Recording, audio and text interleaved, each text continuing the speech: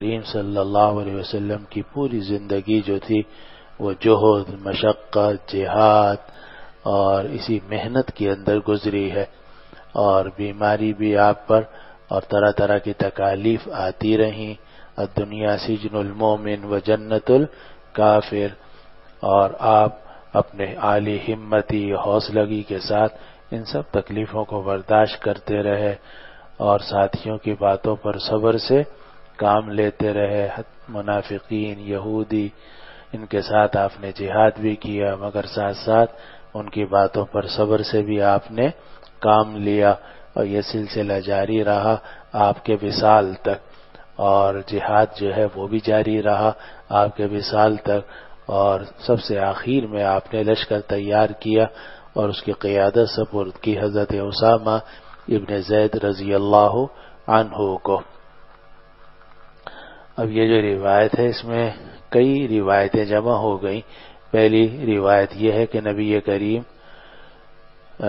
صلی اللہ علیہ وسلم کی جب تکلیف زیادہ ہو گئی، ثقولا، جب رسول اللہ صلی اللہ علیہ وسلم بوجھل ہو گئے، لفظی ترجمہ بوجھل ہو گئے یعنی آپ کے لیے چلنا پھرنا اور مسجد نبوی میں جانا مشکل ہو گیا اور آپ کی تکلیف زیادہ ہو گئی، استأذن ازواجہ، تو آپ نے اپنی ازواج مطہرات سے اجازت طلب کی کہ وہ میرے گھر کے اندر بیماری کے دن گزار لیں۔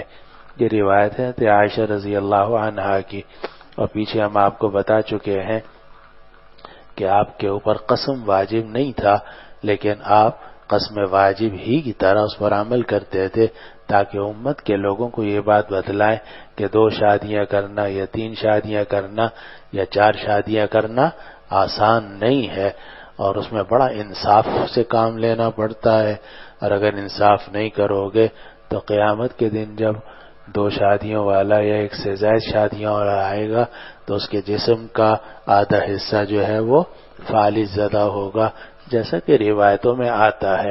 تو آپ پر قسم واجب نہیں تھا، لیکن آپ قسم پر عمل کرتے تھے، اور مرض الوصال میں بھی ایک رات مختلف گھروں کے اندر گزارتے تھے۔ اور اس روایت میں یہ آ رہا ہے کہ آپ نے اپنی ازواج مطہرات سے اجازت طلب کی، لیکن آپ کو معلوم ہے کہ صراحتاً آپ نے اجازت طلب نہیں کی تھی، بلکہ آپ جس زوجہ کے گھر میں بھی جاتے تھے یہ پوچھتے تھے میں کل کہاں جاؤں گا، کل کہاں رہوں گا، تھکتے تھے آپ کہ آج یہاں ہوں، کل وہاں، تو یہ پوچھتے تھے میں کل کہاں جاؤں گا، اور کبھی کبھار یہ بھی پوچھ لیتے تھے کہ عائشہ کی باری کب آئے گی۔ تو ازواج مطہرات کو اندازہ ہوا کہ اب آپ کو مختلف گھروں کے اندر منتقل ہونے میں بہت تکلیف ہے، آپ چاہتے ہیں کہ میں ایک ہی گھر کے اندر آرام کروں، اور بہتر یہ ہے کہ وہ گھر کس کا ہو، حضرت عائشہ رضی اللہ عنہا کا۔ تو اس کو حضرت عائشہ رضی اللہ عنہا نے اس سے تعبیر کیا کہ آپ نے اپنی ازواج مطہرات سے اجازت طلب کی کہ میرے گھر کے اندر بیماری کے دن گزاریں۔ فَأَذِنَّ لَهُ، تو ازواج مطہرات نے آپ کو اجازت دے دی، تو آپ نکلے، اور حال یہ تھا کہ 2 آدمیوں کے درمیان تھے اور آپ کے پاؤں زمین کے اندر خط بنا رہے تھے، یعنی آپ مسجد تشریف لے جاتے رہے جب تک تھوڑی سی بھی ہمت تھی۔ معلوم ہوا کہ اصل نماز مسجد کی نماز ہے، اور یہ گھر میں پڑھنا ہے تو زنانی نماز ہے، مردوں کو مردانہ نماز کا حکم ہے کہ آدمی مسجد میں جا کر تمام مسلمانوں کے ساتھ نماز ادا کرے۔ تو جب تک آپ میں ذرا سی بھی طاقت تھی تو آپ مسجد تشریف لے جاتے رہے، اور یہاں تک کہ 2 آدمیوں کے سہارے سے، ایک طرف کی جو سہارا تھا وہ تو تقریباً طے ہی تھا، حضرت عباس رضی اللہ عنہ آپ کے چچا سہارا دیتے تھے، اور دوسری طرف کے بارے میں روایتیں آگے آ رہی ہیں۔ تو آپ اس حالت میں مسجد تشریف لے جاتے تھے کہ آپ اپنے پاؤں کو زمین پر رکھنے پر اور پاؤں اٹھانے کے اوپر قادر نہیں تھے، اور 2 سہاروں کے آدمیوں کے سہارے سے جب چلتے تھے تو آپ کے پاؤں مبارک زمین پر خط بناتے تھے، وہ گھسٹ گھسٹ کر آپ تشریف لے جاتے تھے۔ تو راوی کہتے ہیں کہ حضرت عائشہ رضی اللہ عنہ فرماتی ہیں کہ آپ نکلے 2 آدمیوں کے درمیان، اور آپ کے پاؤں زمین کے اندر خط بنا رہے تھے.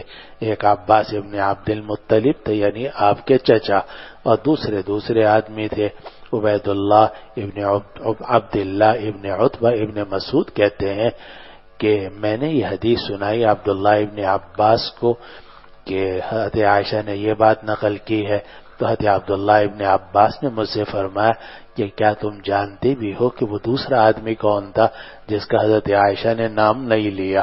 یعنی ایک طرف کا تو نام لے لیا عباس ابن عبد المطلب جو آپ کے چچا ہیں، لیکن دوسرا نام نہیں لیا. تو میں تمہیں بتاؤں کہ وہ دوسرا آدمی کون تھا جس کا نام حضرت عائشہ نے نہیں لیا؟ تو فرمایا عبداللہ ابن عباس نے کہ کیا تم جانتے ہو کہ وہ دوسرا آدمی کون تھا جس کا حضرت عائشہ نے نام نہیں لیا؟ میں نے کہا کہ مجھے تو معلوم نہیں. تو عبداللہ ابن عباس نے کہا وہ حضرت علی تھے، وہ حضرت علی تھے. کوئی ایک طرف حضرت عباس تھے اور دوسری طرف حضرت علی، دونوں اہل بیت میں سے ہیں، اور آپ ان کا سہارا لے کر مسجد تشریف لے جاتے تھے اس حالت میں کہ آپ کے پاؤں زمین کے اندر خط بناتے تھے. اس سے بعض لوگوں نے یہ سمجھا کہ حضرت عائشہ رضی اللہ عنہا نے جان بوجھ کر حضرت علی کا نام چھوڑا ہے کہ شاید بعد میں کچھ اختلافات ہوئے تھے، ان اختلافات کی وجہ سے. لیکن حقیقت یہ ہے کہ یہ جو حضرت علی رضی اللہ عنہ کا نام چھوڑا ہے یہ عمدن چھوڑا ہے، اس لیے کہ ایک طرف تو تقریباً طے تھا کہ حضرت عباس رضی اللہ عنہ ہی لے کر جایا کرتے تھے، لیکن دوسری طرف سے جو سہارا دینے والے تھے ان میں حضرت علی بھی تھے، حضرت فضل ابن عباس بھی تھے، اور حضرت اسامہ ابن زید رضی اللہ عنہ بھی تھے، حضرت ثوبان بھی تھے، بلکہ ایک موقع پر حضرت بریرہ رضی اللہ عنہا بھی تھی. تو یہ چونکہ دوسری طرف میں کئی لوگوں کا ذکر آ رہا ہے، حضرت علی رضی اللہ عنہ اور حضرت فضل ابن عباس، حضرت اسامہ ابن زید ابن حارثہ، حضرت ثوبان جو نبی کریم صلی اللہ علیہ وسلم کے آزاد کردہ غلام ہیں، اور بریرہ، بلکہ ایک اور صاحب کا بھی نام آتا ہے نوبہ، ان کے بارے میں اختلاف ہے کہ وہ آپ کے غلام تھے یا آپ کی باندیوں میں سے تھیں.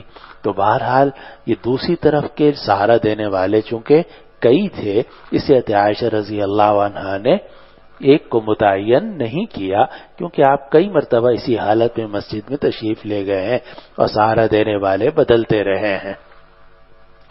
فکانت عائشہ رضی اللہ عنہا زوج النبی صلی اللہ علیہ وسلم تحدث، تو عائشہ رضی اللہ عنہا یہ بات بتاتی تھی کہ رسول اللہ صلی اللہ علیہ وسلم جب میرے گھر میں داخل ہوئے اور آپ کو تکلیف زیادہ تھی تو آپ نے فرمایا میرے اوپر 7 مشکیزیں بہاؤ، جن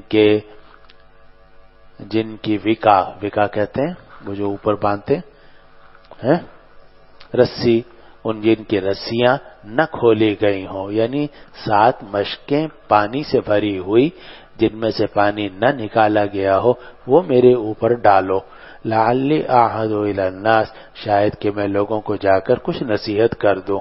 فاجلسناہ فی مخضب لحفصہ، تو ہم نے نبی کریم صلی اللہ علیہ وسلم کو بٹھا دیا حضرت حفصہ کے ایک مخضب میں. مخضب کہتے ہیں رنگ دینے والا بڑا تھال یا برتن کے جس میں کپڑے زیادہ آتے ہیں، اور اگر آدمی اس میں بیٹھنا چاہے تو بیٹھ بھی سکتا ہے. اس میں نبی کریم صلی اللہ علیہ وسلم کو ہم نے بٹھا دیا اور ہم نے 7 مشکیں اوپر سے ڈالی. اور اسی سے یہ استدلال بھی بعض حضرات نے کیا کہ 7 کا عدد مؤثر ہے دفع امراض کے لیے، اور اسی سے حافظ ابن حجر رحمۃ اللہ دوسرے حضرات نے ذکر کیا کہ جادو کا اثر ختم کرنے کے لیے اور اوپری اثرات ختم کرنے کے لیے بھی 7 مختلف کنوؤں کا پانی، 7 مختلف برتنوں کا پانی ڈالا جائے تو اس سے اوپری اثرات کم ہو جاتے ہیں. بہرحال وہ استدلال ہے، صراحت نہیں ہے، لیکن اتنی بات ہے کہ آپ نے یہ حکم دیا کہ میرے اوپر 7 مشکیزوں کا پانی ڈالو جن کی رسیاں نہ کھولی گئی ہوں، شاید کہ میں لوگوں کو وصیت کر دوں. ہم نے ایک مخزب میں بٹھا دیا جو حضرت حفصہ رضی اللہ عنہا کا تھا. پھر ہم آپ کے اوپر پانی ڈالنے لگے ان 7 مشکیزوں سے، یہاں تک کہ آپ اپنے دست مبارک سے ہمیں اشارہ کرنے لگے ان قد فعلتن، کہ تم نے اپنا کام کر لیا ہے، یعنی اب مزید پانی میرے اوپر نہ ڈالو. حضرت عائشہ رضی اللہ عنہ فرماتی ہیں کہ پھر آپ لوگوں کی طرف نکلے، آپ نے لوگوں کو نماز بھی پڑھائی اور خطبہ بھی دیا. اب یہ کب نماز پڑھائی، کب خطبہ دیا، تو اس کے بارے میں 2 روایتیں ہیں. ایک یہ روایت ہے کہ یہ جمعرات کا دن تھا، دوپہر کا. صبح کے وقت میں تو یوم الخمیس وما یوم الخمیس وہ واقع قرطاس پیش آیا صبح کے وقت میں، لیکن دوپہر کے وقت میں نبی کریم صلی اللہ علیہ وسلم نے 7 مشکیزوں سے غسل فرمایا تو طبیعت کچھ بہتر ہو گئی، تو آپ مسجد تشریف لے گئے اور آپ نے آخری خطبہ دیا. اور دوسرا قول جس کو کئی حضرات نے اختیار کیا کہ یہ ہفتے کے دن کی بات ہے، آپ کا وصال ہوا ہے پیر کے دن، تو آپ نے آخری جو نماز پڑھائی ہے وہ جمعرات کے دن مغرب کی نماز پڑھائی ہے، جس میں آپ نے والمرسلات عرفاً کی تلاوت کی تھی. لیکن پھر آپ جمعے کو بھی نہیں جا سکے، ہفتے کی صبح بھی نہیں جا سکے، دوپہر میں آپ تشریف لے گئے ہیں اور آپ نے آخری خطبہ دیا ہے وہ. تو اس روایت میں یہ آ رہا ہے کہ آپ نے لوگوں کو نماز بھی پڑھائی اور خطبہ بھی دیا. اور عبید اللہ ابن عبداللہ ابن عتبہ ابن مسعود نے یہ بات نقل کی کہ حضرت عائشہ اور حضرت عبداللہ ابن عباس رضی اللہ عنہما فرماتے ہیں کہ جب رسول اللہ صلی اللہ علیہ وسلم کے اوپر بیماری اتر آئی، لما نزل برسول اللہ، اور نائب فاعل جو ہے وہ مجہول ہے، اور اگر نزلہ ہو تو نزل برسول اللہ صلی اللہ علیہ وسلم، یعنی تکلیف اتر آئی. طفق یطرح خمیصۃ لہ علی وجہہ، تو آپ ایک کالی چادر تھی اپنے چہرے کے اوپر ڈال رہے تھے.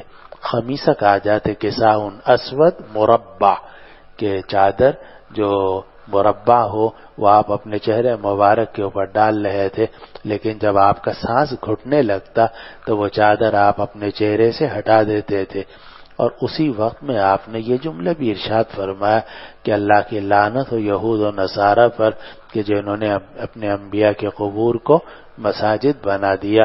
یحذر ما صنعوا، اور آپ اپنی امت کے لوگوں کو ڈرا رہے تھے ان کاموں سے جو یہود و نصارہ نے کیے تھے. اور اگلی روایت یہ ہے، پڑھ لی تھی یہ رہے گی، جی پڑھو. قال أخبرني عبيد الله رضي الله عنه أن عائشة قالت لقد راجعت رسول الله صلى الله عليه وسلم في ذلك وما حملني على كثرة مراجعته إلا أنه لم يقع في قلبي أن يحب الناس بعده رجلا قام مقامه أبدا، وإلا كنت أرى أنه لن يقوم أحد مقامه إلا تشاءم الناس به، فأردت أن يعدل ذلك رسول الله صلى الله عليه وسلم عن أبي بكر. قال أبو عبد الله رواه ابن عمر وأبو موسى وابن عباس عن النبي صلی اللہ علیہ وسلم. حضرت عائشہ رضی اللہ عنہ نے فرمایا کہ میں نے رسول اللہ صلی اللہ علیہ وسلم سے مراجعات کی اس بارے میں. کس بارے میں؟ آپ کے حاشیہ نمبر 9 میں لکھا ہوا ہے کہ فی امرہ صلی اللہ علیہ وسلم ابا بکر بامامۃ الصلاۃ قالہ الکرمانی ومر تمام الحدیث فی صفحہ 93. تو 93 بھی کھول کے دیکھ لو.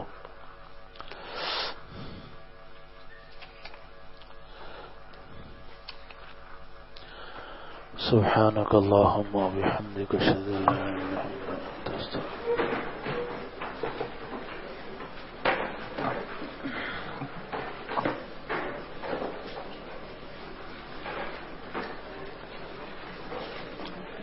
کھول لیجیے کتاب. باب اہل العلم والفضل احق بالامامہ، یہ صفحہ 93 پر درمیان میں باب قائم کیا امام بخاری رحمۃ اللہ علیہ نے کہ اہل علم و فضل جو ہیں وہ امامت کے زیادہ مستحق ہے.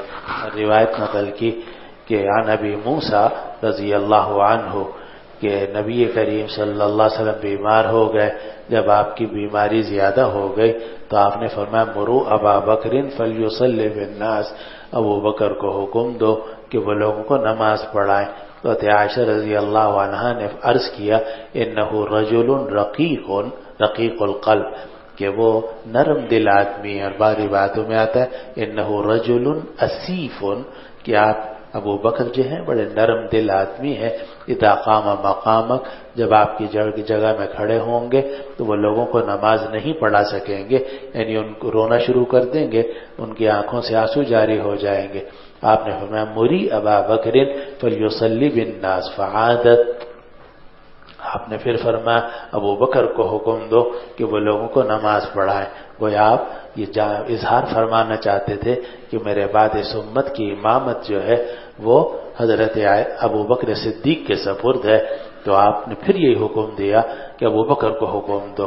انہوں نے پھر دوبارہ یہ عرض کیا کہ آپ عمر کو حکم دے دیجئے۔ اگلی روایت میں آ رہا ہے کہ عائشہ رضی اللہ عنہ نے عرض کیا کہ آپ عمر کو حکم دیجئے، لیکن آپ نے فرمایا مری ابا بکر فلیصلی بالناس فإنکن صواحب یوسف فاتاہ الرسول۔ پھر قاصد جو تھا وہ ابو بکر کے پاس آیا، اور ابو بکر رضی اللہ عنہ نے لوگوں کو نماز پڑھائی نبی کریم صلی اللہ علیہ وسلم کی زندگی میں۔ اگلی روایت حدثنا عبداللہ بن یوسف قال اخبرنا مالک عن هشام بن عروہ عن ابیہ عن عائشہ ام المؤمنین انہا قالت ان رسول اللہ صلی اللہ علیہ وسلم قال في مرضه مروا ابا بکر يصلي بالناس۔ قالت عائشہ قلت ان ابا بکر اذا قام في مقامك لم يسمع الناس من البكاء فمر عمر فليصلي بالناس۔ فقالت عائشہ قلت لحفصہ قولي له ان ابا بکر اذا قام في مقامك لم يسمع الناس من البكاء فمر عمر فليصلي للناس۔ ففعلت حفصہ فقال رسول اللہ صلی اللہ علیہ وسلم ما انکن لانتن صواحب یوسف، تم جو ہے وہ یوسف کی عورتوں جیسی عورتیں ہو۔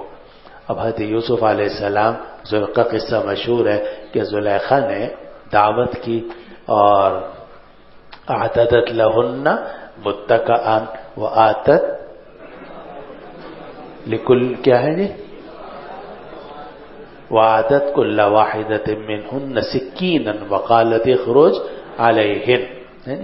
تو اب یہ جو صواحبات یوسف تھیں تو دیکھنے میں انہوں نے عورتوں کی دعوت کی تھی، اور ویسے ہی حضرت یوسف علیہ السلام کو کسی کام کے لیے کہا کہ یہ چیز لے آؤ، یہ چیز پہنچا دو، لیکن اصل مقصد ان کا نہ دعوت تھی اور نہ جناب حضرت یوسف علیہ السلام سے کام کرانا تھا، بلکہ اصل میں اپنی بے گناہی کو ثابت کرنا تھا۔ کس پر؟ خواتین کے اوپر، اور مقصد کچھ اور تھا اور کہہ کچھ اور رہی تھی کہ میں نے تمہاری دعوت کی، اور یہی بات نبی کریم صلی اللہ علیہ وسلم نے فرمائی کہ تمہارے دل میں کچھ ہوتا ہے کہتی کچھ ہو، اور یہ خاص عورتوں کا طریقہ ہے، اور اسی لیے عرب کہتے ہیں کہ سب سے زیادہ مشکل یہ بات ہے کہ آدمی طے کرے کہ بیوی کے دل میں ہے کیا۔ بیوی کیا، یہ تو بیوی تو ایسے میں نے کہہ دیا، ورنہ عورت کے دل کی بات کا پتہ چلانا بڑا مشکل ہوتا ہے۔ وہ کہتی کچھ ہے، اس کے دل میں کچھ اور ہوتا ہے، اور وہ اظہار کسی اور طریقے لڑ رہی ہوتی ہے آپ سے کسی اور بات پر، حالانکہ وہ بات لڑائی کی ہے ہی نہیں، لیکن اصل میں اس کو اس بات پہ نہیں لڑنا ہوتا، وہ ایک اور بات تھی جو اس کو ناگوار ہوئی تھی، نن کی یا ساس کی یا کسی اور کی۔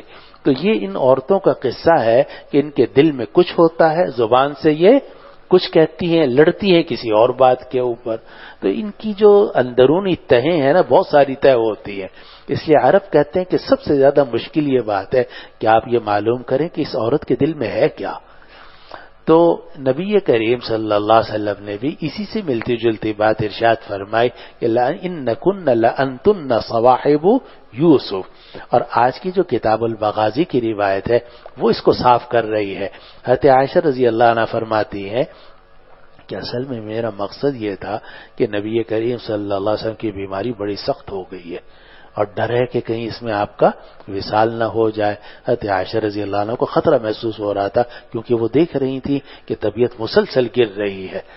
تو جب نبی کریم صلی اللہ علیہ وسلم نے فرمایا مرو ابا بکر فلیصلی بالناس، ابو بکر کو حکم دو کہ وہ لوگوں کو نماز پڑھائیں، تو حضرت عائشہ کو خیال یہ ہوا کہ اگر ابو بکر نے، میرے ابا جی نے نماز پڑھائی تو لوگ بعد میں سمجھیں گے منحوس تھے اور یہ آگے بڑھ گئے اور نبی کریم صلی اللہ علیہ وسلم دنیا سے چلے گئے، تو ایسا نہ ہو کہ لوگ ابو بکر کی طرف نحوست کی نسبت کریں۔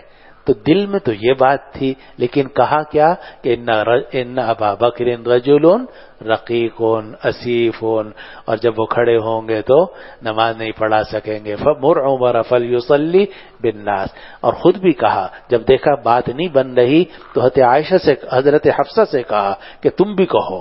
حضرت حفصہ بیچاری ان کے بہکائے میں آ گئی، انہوں نے بھی حضرت نبی کریم صلی اللہ علیہ وسلم سے یہ کہہ دیا، اس پر حضرت حفصہ کو بھی ڈانٹ پڑ گئی۔ تو بعد میں جو روایت آپ کے سامنے ہم نے ابھی پڑھائی ہے 93 صفحے پر، اس میں حضرت حفصہ فرماتی ہے عائشہ مجھے تو میں کبھی تم سے خیر نصیب نہیں ہوئی، تم نے مجھے یہاں بھی ڈانٹ پڑوا دی۔ آپ کہاں سے تشریف لائے؟ ہمارے ہاں اصل میں یہ طالب علم ہے، آپ تو مہمان ہیں، ہمارے لیے قابل عزت ہیں۔ نہیں آپ تو ماشاءاللہ ہمارے لیے قابل ہے، اس میں تو داخلہ لینا پڑتا ہے طالب علموں کے لیے۔ میں تو اکابر میں سے نہیں، اکابر تو باہر بیٹھے ہیں، حضرت مفتی رفیع صاحب ہیں، حضرت متقی صاحب ہیں، مفتی عبدالرؤوف صاحب ہیں، حضرت مولانا عزیز الرحمان، ان کی زیارت کر لیں آپ جا کر۔ میں تو طالب علم ہوں، نہیں آپ مجھے معاف کر دو، میں بھی طالب علم، یہ بھی ہم ایسی اپنا بے تکلف باتیں کرتے ہیں، تو آپ جو ہے نا کرسی باہر ہے اس پہ تشریف رکھیں، جزاک اللہ۔ اب دیکھو یہاں روایت میں یہ آ رہا ہے کہ حضرت عائشہ رضی اللہ عنہ فرماتی ہیں کہ لقد راجعت رسول اللہ صلی اللہ علیہ وسلم، کہ میں نے رسول اللہ صلی اللہ علیہ وسلم سے مراجعات کی اس بارے میں۔ مراجعات کا کیا مطلب؟ بار بار وہی بات کہنا کہ نہیں آپ ان کو حکم دے دیجئے، میں نے اس بارے میں مراجعات کی تھی۔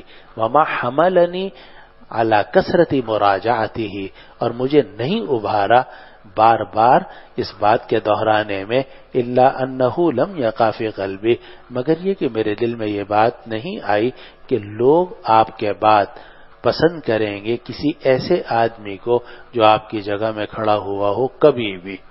اور میں یہ سمجھتی تھی کہ ہرگز کوئی آدمی آپ کی جگہ میں نہیں کھڑا ہوگا مگر لوگ اسے منحوس سمجھیں گے، تو میں نے ارادہ کیا کہ رسول اللہ صلی اللہ علیہ وسلم اس معاملے کو پھیر دیں، کس سے؟ ابو بکر سے، کیونکہ ابو بکر ان کے والد تھے اور وہ نہیں چاہتی تھی کہتے ابو بکر رضی اللہ عنہ نشانہ ملامت بنے، تو اس لیے یہ کہا کہ ابو بکر جو ہے وہ نرم دل آدمی ہے، لوگوں کو نماز نہیں پڑھا سکیں گے، آپ عمر فاروق کو حکم دے دیجئے۔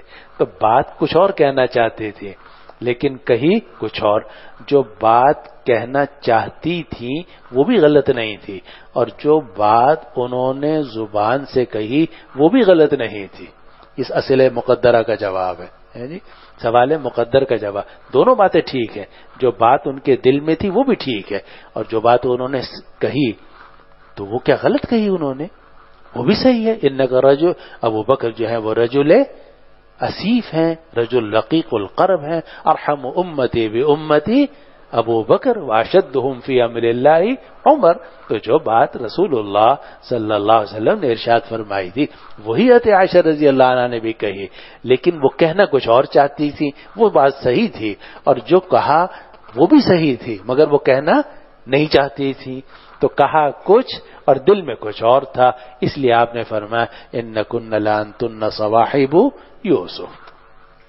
اس لیے یاد رکھو ایھا المتزوجون الکرام کہ عورتیں جو ہے نا ان کے دل کی بات کو پہچاننا بڑا، جب وہ آپ سے لڑ رہی ہوتی ہے نا کسی بات کے اوپر تو یہ اندازہ کرنا بڑا مشکل ہوتا ہے کہ یہ لڑائی اس بات پر ہے یا غصہ کسی اور بات پر ہے۔ وہ اردو کی مثل مشہور ہے نا کہ دھوبی کی اپنی بیوی سے لڑائی ہوئی تو بیوی تو بس نہ چلا، گدھے کی پٹائی کرنے لگا۔ تو جب آدمی کا کسی جگہ بس نہیں چلتا تو وہ اپنا کسی اور کے اوپر اپنا غصہ اتارتا ہے، تو یہ عورتوں کا طریقہ خاص ہوتا ہے۔ تو یہ بات قرآن حدیث سے بھی بات، اور یہ قرآن مجید نے یہ فرمایا اعوذ باللہ من الشیطان الرجیم اومن ینشأ فی الحلیۃ کیا وہ جو پروان چڑھا ہے زیورات کے اندر یعنی عورتیں، وَهُوَ فِي الْخِصَامِ غَيْرُ مُبِينٍ، اور وہ جو ہے جھگڑے کے اندر بات صاف نہیں کرتا. عورت جو ہے وہ جھگڑے میں غیر مبین ہوتی ہے، یعنی وہ کہنا کچھ چاہتی ہے کہتی کچھ اور ہے. تو قرآن نے اس کو کہا ہے کہ ان کی زیورات میں پروان چڑھتی ہیں، ہر وقت ان کا ذہن جو ہے وہ کپڑوں کی طرف، زیورات کی طرف، میک اپ کی طرف، ان چیزوں کی طرف لگا رہتا ہے. زیورات میں یہ پروان چڑھتی ہیں. وَهُوَ فِي الْخِصَامِ غَيْرُ مُبِينٍ، اور جھگڑے کے اندر یہ غیر مبین ہوتی ہیں، بات صاف نہیں کرتی کہ ناراضگی کس بات کے اوپر ہے، کہنا کچھ چاہتی ہیں کہتی کچھ اور ہے. قرآن نے بھی یہ بات فرمائی ہے. یہ سب حقائق ہے مولانا جو اللہ تعالیٰ نے قرآن میں اور احادیث میں ذکر فرمائے.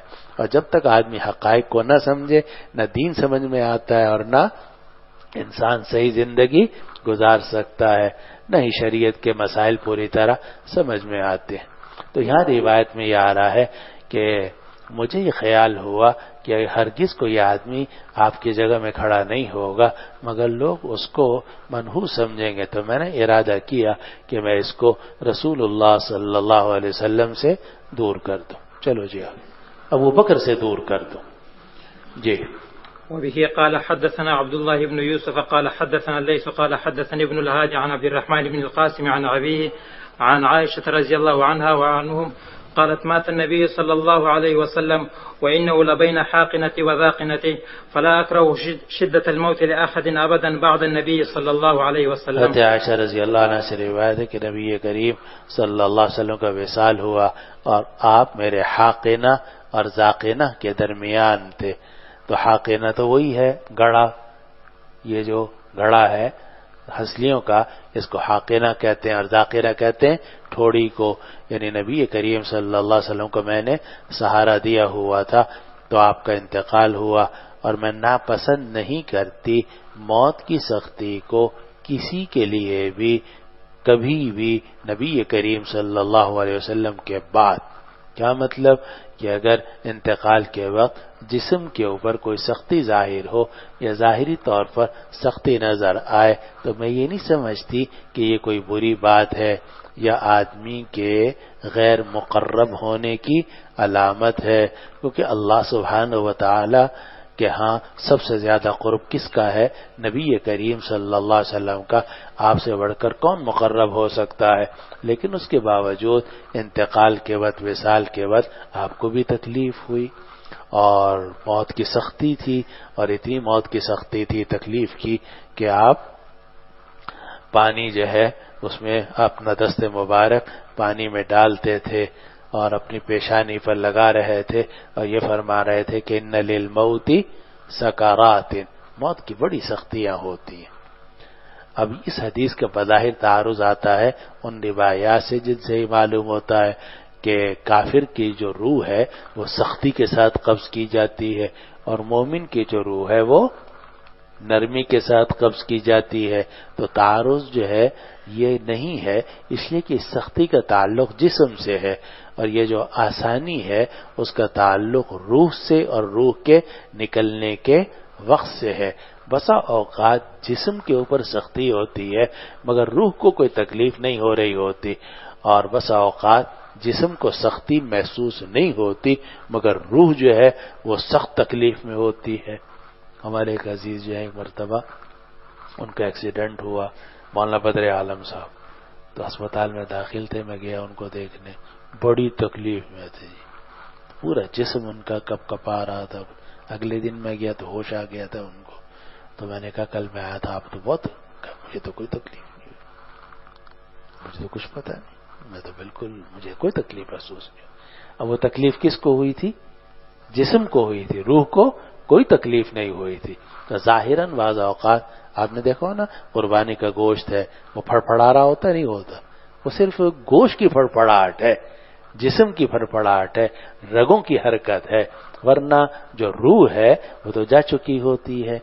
تو یہ جو سختی اگر کسی مسلمان کی نظر بھی آتی ہے تو وہ صرف ظاہراً ہوتی ہے، باطناً نہیں ہوتی، جسماً ہوتی ہے، روحاً نہیں ہوتی.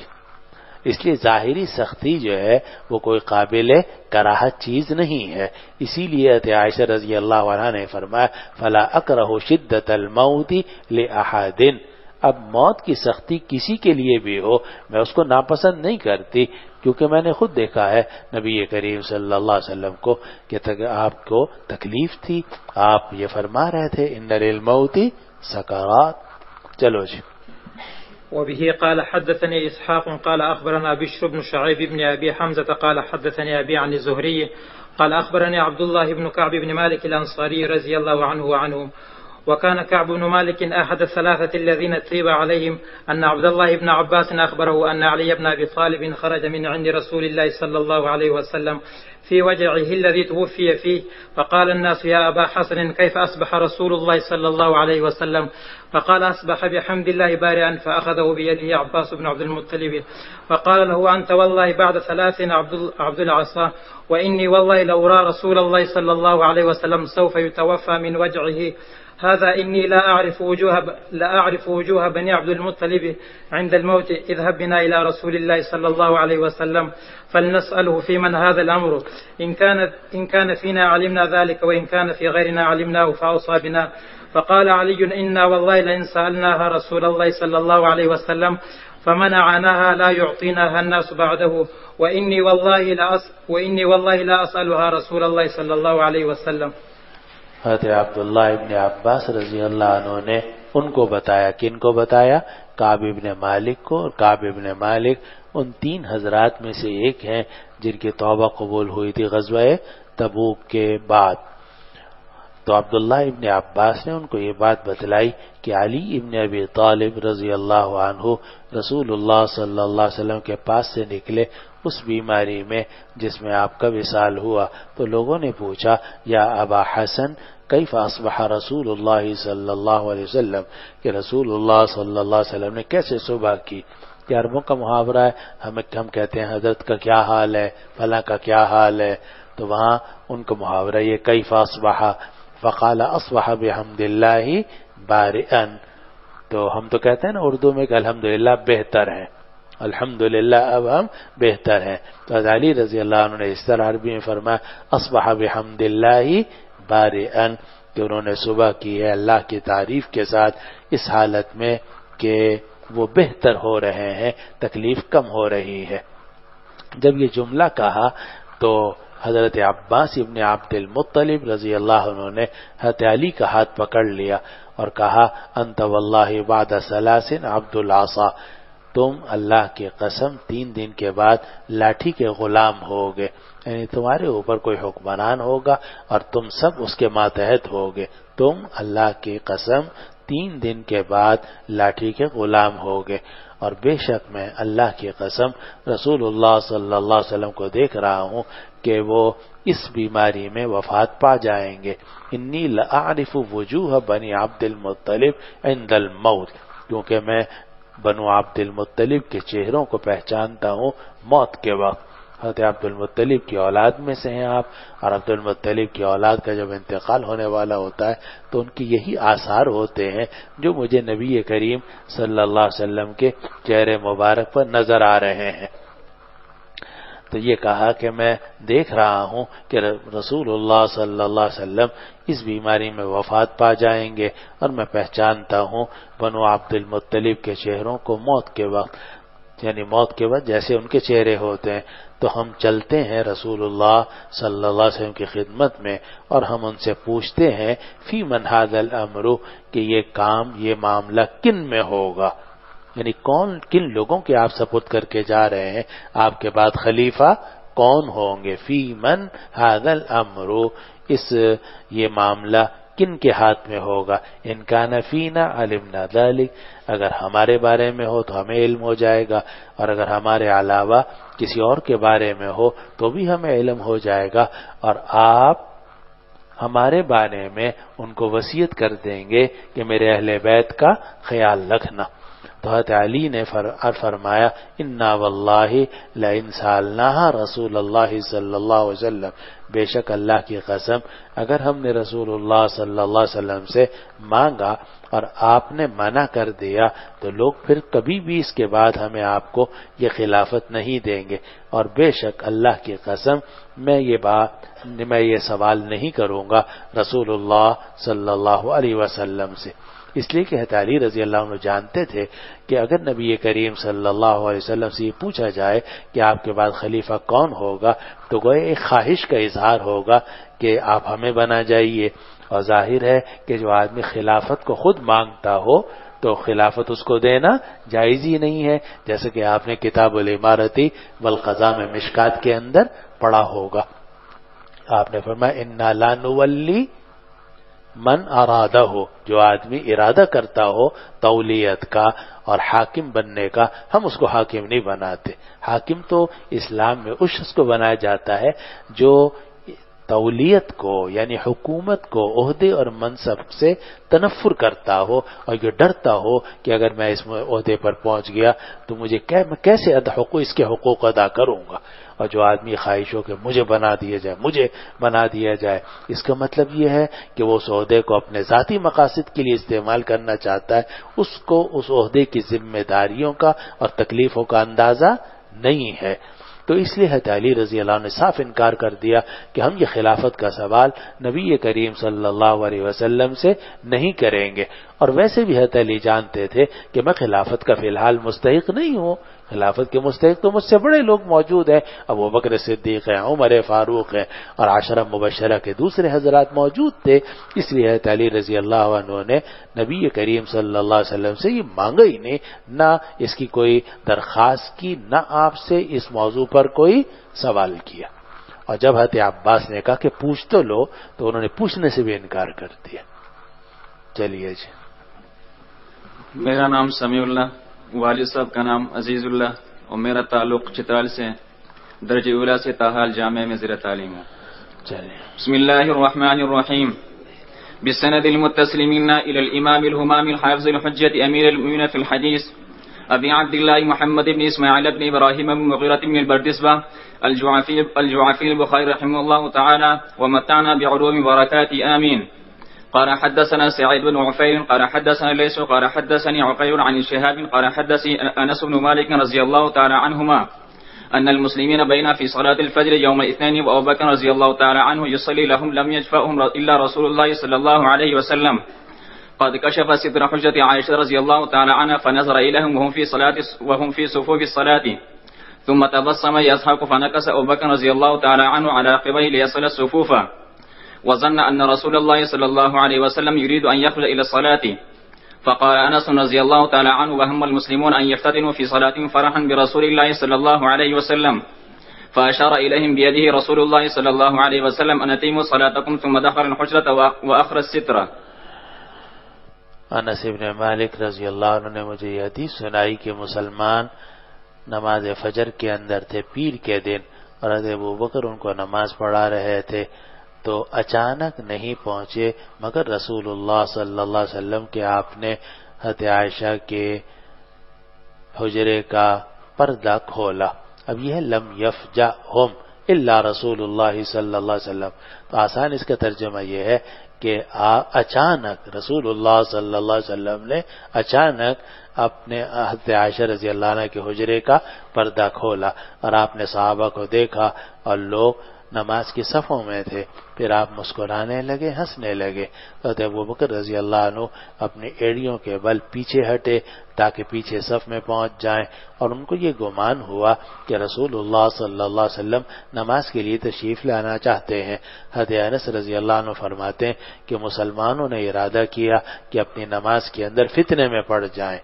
یہاں ارادہ کیا سے مراد یہ ہے کہ ڈر ہوا کہ کہیں مسلمان خوشی کی وجہ سے نماز توڑ ہی نہ دیں۔ اتنی خوشی ہوئی مسلمانوں کے کہ 2 دن ہو گئے ہیں اور نبی کریم صلی اللہ علیہ وسلم کے پیچھے ہم نے نماز نہیں پڑھی، تو جب آپ نے پردہ ہٹایا تو ابوبکر کو خیال ہوا کہ آپ تشریف لانا چاہ رہے ہیں، اور مسلمانوں کو بھی خیال ہوا، تو وہ اتنے خوش ہوئے کہ ڈر تھا کہ کہیں نماز کے اندر فتنے میں نہ پڑ جائے، اور نماز میں کے اندر فتنے پڑھنے کا مطلب کہ ان کی نماز ٹوٹ نہ جائے.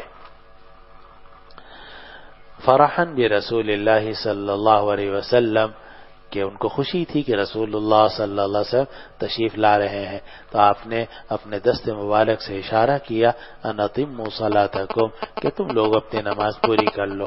ثم دخل الحجرہ، پھر آپ حجرے میں داخل ہو گئے. وارخى السترہ، اور آپ نے پردہ چھوڑ دیا.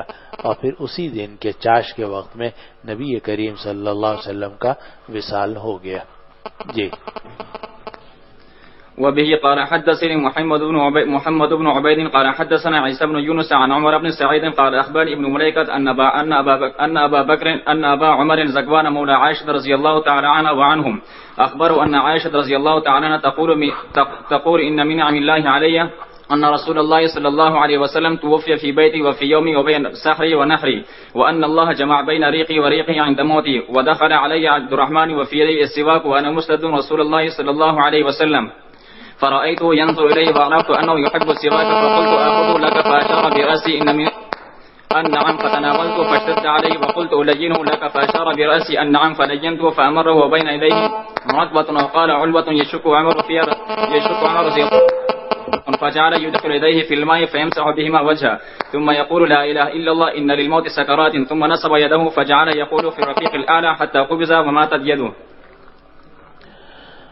زکوان نے جو حضرت عائشہ رضی اللہ عنہ کی آزاد کردہ غلام ہے ابو عمر کو یہ بات بتلائی کہ حضرت عائشہ رضی اللہ عنہا یہ فرماتی تھیں کہ اللہ کی نعمتوں میں سے یہ ہے مجھ پر کہ رسول اللہ صلی اللہ علیہ وسلم کی وفات ہوئی ہے میرے گھر میں اور میرے دن میں.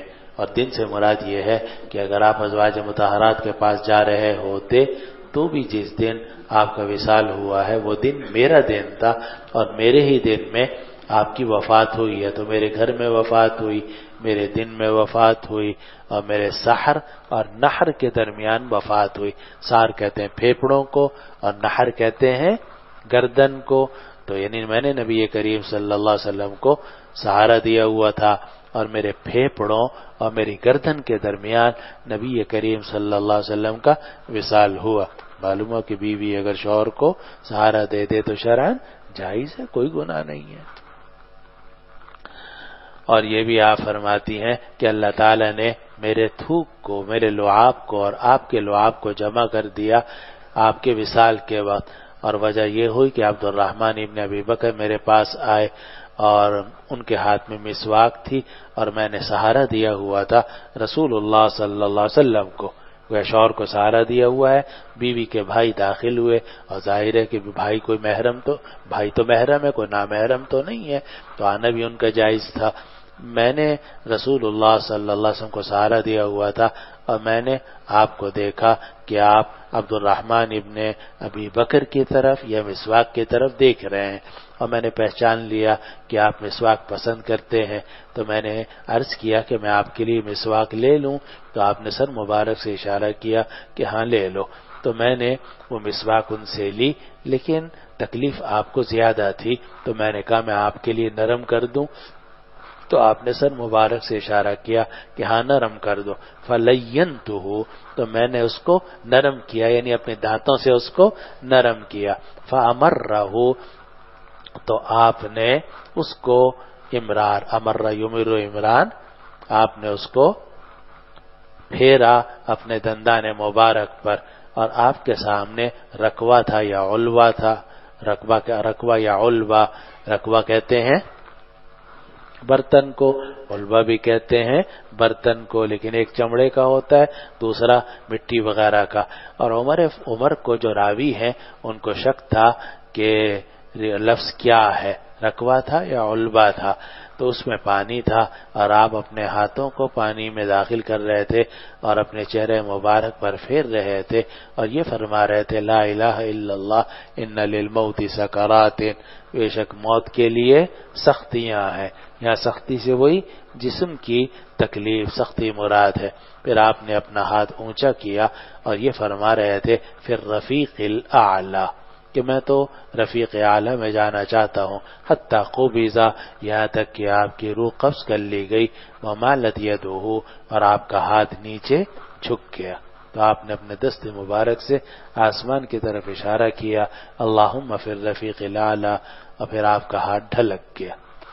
جی.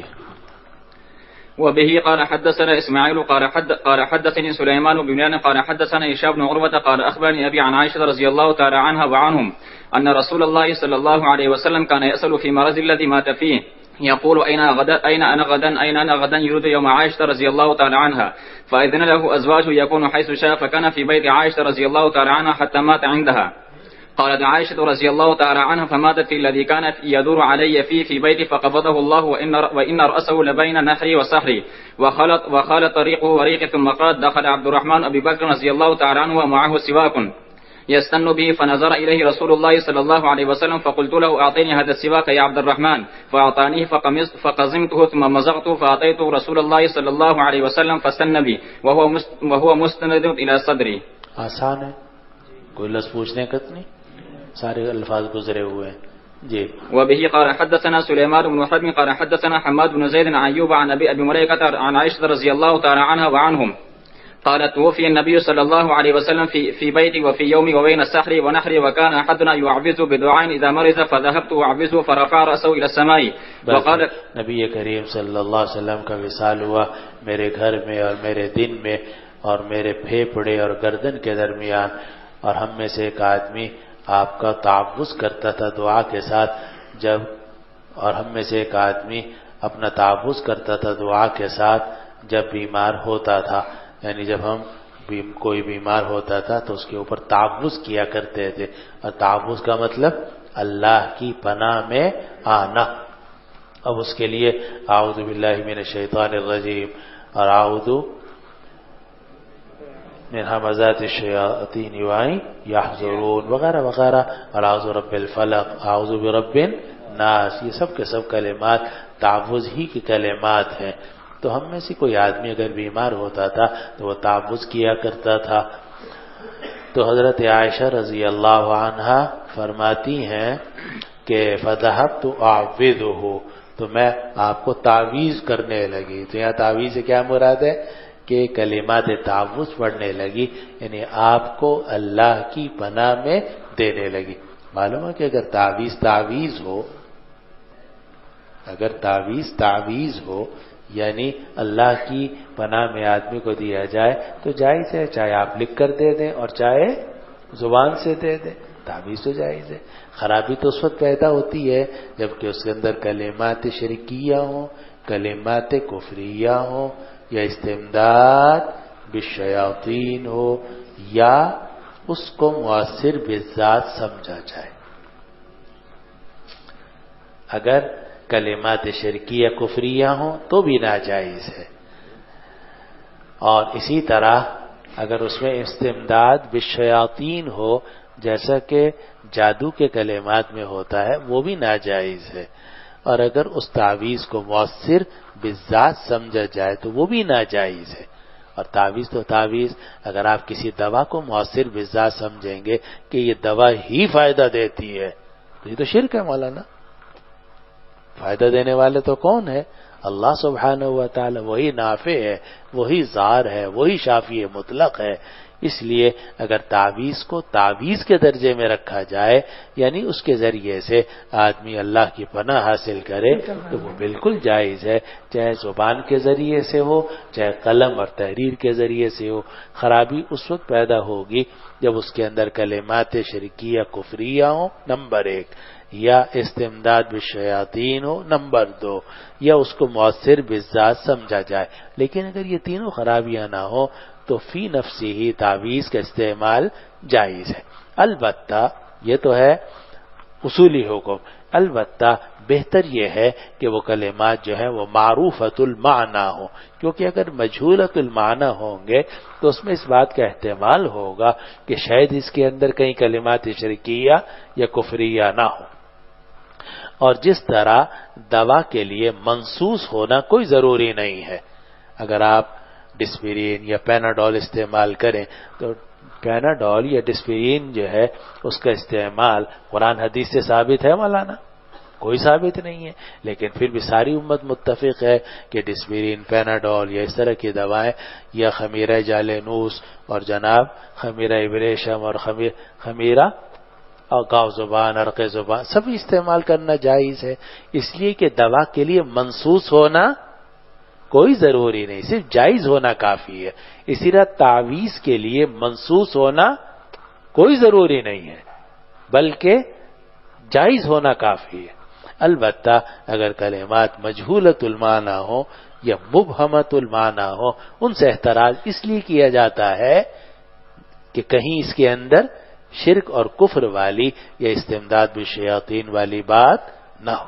سمجھ رہے ہیں بات کو؟ ورنہ تعویذ جو ہے زبان سے ہو وہ بھی جائز ہے، اور تحریر کے ذریعے سے ہو وہ بھی جائز ہے۔ اور یہ تحریر کے ذریعے سے تعویذ گلے میں لٹکانا یہ ثابت ہے عبداللہ ابن عامر ابن العاص رضی اللہ عنہ کی اس روایت سے جو ترمذی جلد ثانی میں آپ پڑھیں گے، اگر پڑھیں گے۔ پڑھنا بھی دو قسم کا ہوتا ہے، پڑھنا مرور یعنی تلاوت، گزرتے چلے جاؤ، اور ایک سمجھ کر پڑھنا۔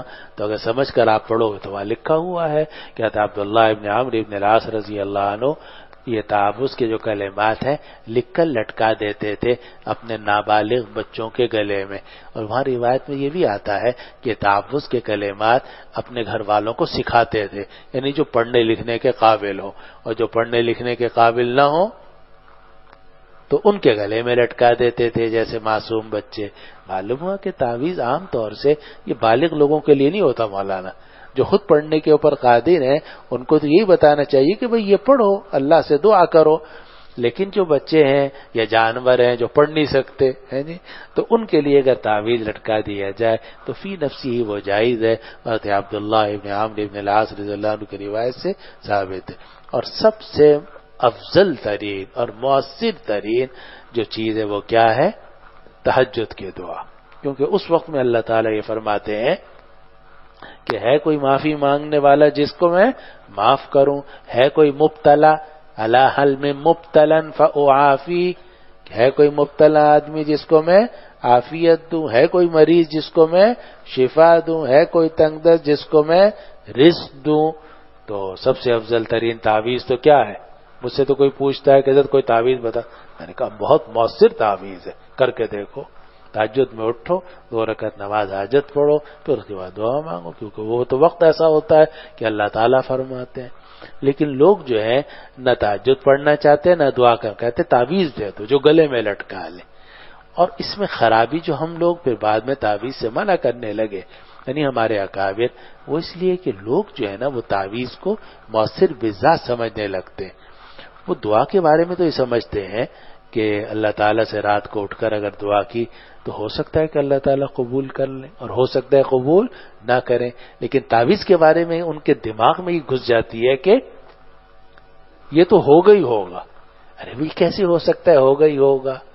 یہ تو اگر فائدہ ہوگا تو اللہ کے حکم سے ہوگا، اللہ تعالیٰ چاہیں گے تو اس تعویذ کو، اس دوا کو، پیناڈول کو مؤثر بنا دیں گے، اور اللہ تعالیٰ نے چاہیں گے تو یہ تعویذ مؤثر کچھ بھی مؤثر نہیں ہوگا۔ اذا المنیۃ انشبت اظفارها الفیت کل تمیمۃ لا تنفع، جب موت اپنے پنجے گاڑ لیتی ہے تم دیکھتے ہو کہ پھر کوئی تعویذ نفع نہیں دیتا۔ وہ تو جب موت کا وقت آ جاتا ہے پھر کسی تعویذ سے کسی چیز سے کوئی فائدہ نہیں ہوتا۔ تعویذ تو اس وقت تک فائدہ ہے جب تک کہ موت کا وقت نہ آئے۔ بہرحال تعویذ کے اندر یہ ایک ہلکی سی خرابی ہے، اسی لیے عام جو لوگ ہیں نا وہ دعا کی طرف اتنا توجہ نہیں کرتے، حالانکہ الدعاء سلاح المؤمن، علیکم بالدعاء یا عباد اللہ فإن الدعاء ينفع مما نزل ومما لم ينزل۔ تو اصل چیز تو دعا ہے، سلاح المومن ہے، لوگ اس کے تو قائل نہیں ہیں، اور تعویذ وغیرہ کی طرف توجہ زیادہ ہوتی ہے۔ اس لیے ہمارے اکابر جو ہے نا حتی الامکان اس تعویذ سے بچتے ہیں، لوگوں کو بھی بچانے کی کوشش کرتے ہیں کہ لوگ دعا پر آئیں جو تعویذ سے زیادہ مؤثر ہے۔ لیکن اس کے باوجود اگر کوئی تعویذ ہو زبانی طور پر یا تعویذ ہو تحریری طور پر تو یہ جائز ہے، جبکہ کلمات شرکیہ کفریہ نہ ہو۔ استمداد بالشیاطین نہ ہو، اس کو مؤثر بالذات نہ سمجھا جائے. چلو جی آگے کیا روایت ہے جی؟ سوال جو میں پہلے یہ اپنا حدیث تو پوری کروں، تمہارے سوالات تو ختم ہی نہیں ہوں گے، پہلے حدیث تو ختم ہو جائے. فذهبت أعبده فرفع رأسه إلى السماء وقال في الرفيق الأعلى في الرفيق الأعلى.